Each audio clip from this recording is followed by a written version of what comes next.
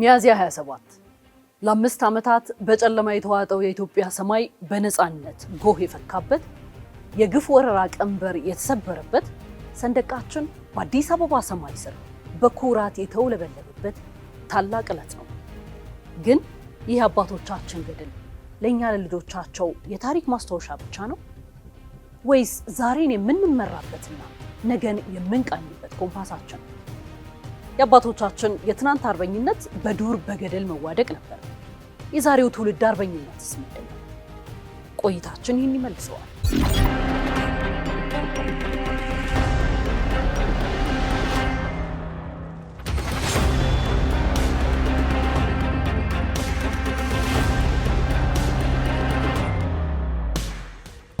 የአባቶቻችን አርበኝነት ሀገርን የማቆየት ተጋድሎ ነበር።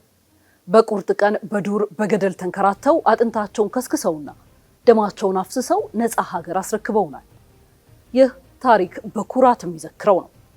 ነገር ግን የዛሬው ትውልድ በዚህ ታሪክ ጥላ ስር ብቻ ተከልሎ ሊቀመጥ አይገባውም።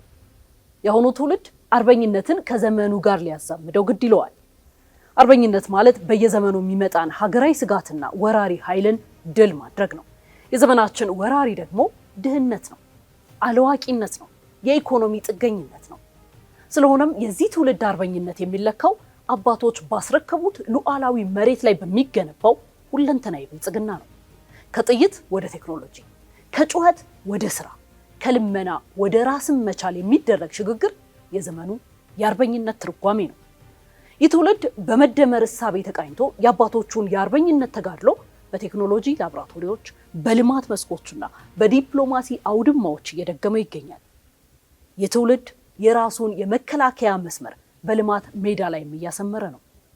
ከዚህ ትውልድ የአርበኝነት ተጋድሎዎች መካከል የኢኮኖሚ ሉዓላዊነትን ማረጋገጥ አንዱ ሆኖ እናገኘዋለን። የኢኮኖሚ ሉዓላዊነት እስካልተረጋገጠ ሀገር መደፈሩ እንደማይቀር ይህ ትውልድ በጥብቅ ተረድቶት ወደ ትግበራም ገብቷል።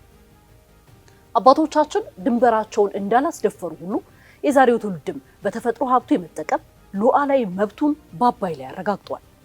የህዳሴው ግድብ የኤሌክትሪክ ማመንጫ ብቻ ሳይሆን ኢትዮጵያውያን አትችሉም የሚለውን የቅኝ ግዛት ትርክት የሰበረ በገዛ ላባችንና ገንዘባችን የቆመ የዚህ ትውልድ አርበኝነት መገለጫ የድል ሐውልታችንም ነው።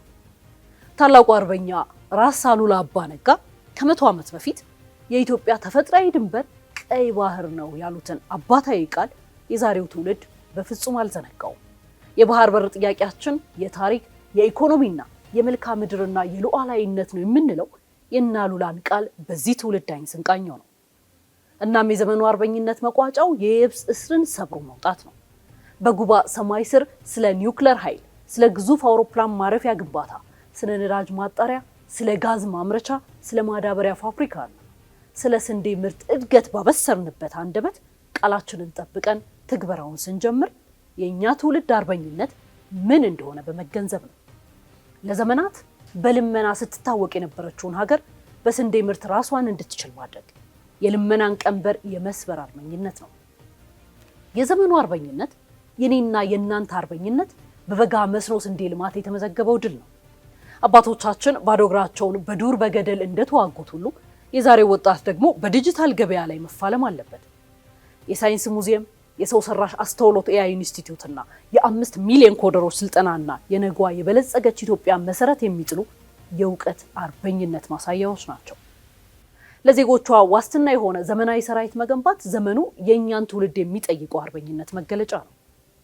ዘመናዊ ቴክኖሎጂዎችን የሚጠቀም ምድሩን ብቻ ሳይሆን ሰማዩንና ሳይበሩን ጭምር የሚያስከብር ሰራዊት ባለቤት መሆን በአርበኝነት የጸና የብልጽግና ጉዞ ነው። ዘመናዊ የባህርና የአየር ኃይልን የታጠቀ ከመቼውም ጊዜ በላይ ጠንካራ መከላከያ ሰራዊት መገንባት ለሀገር ኩራት የሆነ ትልቅ አርበኝነት ነው።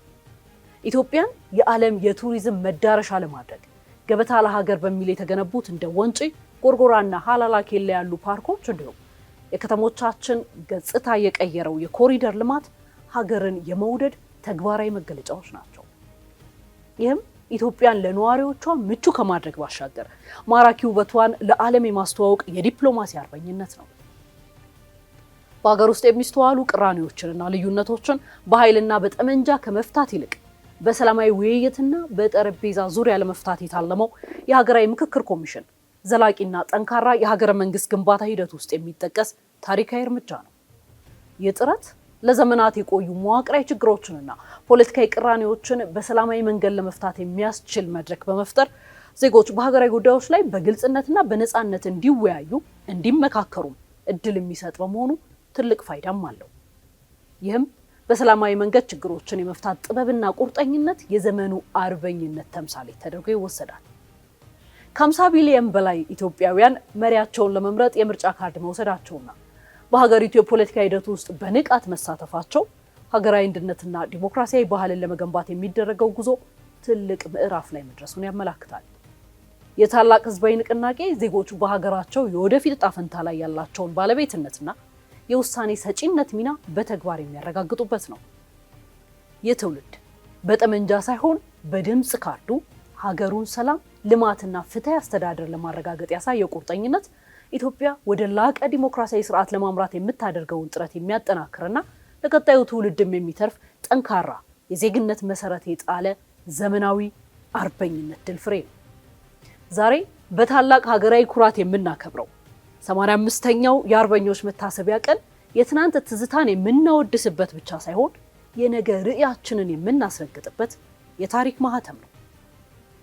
አሁንም ገና ከፊታችን ብዙ ያልተሻገርናቸው ተራሮች አሉ። እነዚህን ተራሮች ለማለፍ ግን የትናንትናዎቹ አርበኞች የነበራቸውን አይነት ፍጹም መተሳሰብና ብረት የለበሰ ብሔራዊ አንድነት ያስፈልገናል። አባቶቻችን በደም ቀለም የጻፉትን የአርበኝነት ታሪክ አሻራ እኛ በላባችንና በእውቀታችን ቀለም እንድናደምቀው ዘመኑ ይጠይቀናል። የአሁኑ ትውልድ አርበኛ ማለት በተማራበት የሥራ መስክ ውጤታማ የሆነ ሙስናን የሚጸየፍ እውቀቱን ለሀገሩ የሚሰጥና በስነ ምግባር የታነጸ ዜጋ ማለት ነው። አባቶቻችን በደማቸው ያስከበሯትን ሀገር እኛ በላባችንና በእውቀታችን ታላቅ ማድረግ አደራም አለብን። ሚያዝያ 27ን ስናስብ የታሪክ ተመልካች ብቻ ሆነን ሳይሆን የብልጽግና ታሪክ ሰሪም ሆነን ነው። እያንዳንዱ የስንዴ ማሳ፣ እያንዳንዱ የቴክኖሎጂ ፈጠራ፣ እያንዳንዱ የቱሪስት መዳረሻ የዘመኑ ሚያዝያ 27 ነው። የአርበኝነት ድል በዱር በገደል ተጀምሮ በልማት ሜዳ የሚቀጥል የማያልቅ ጉዞ ነው። እኛም ዛሬ የዚህ ጉዞ አካል ነን።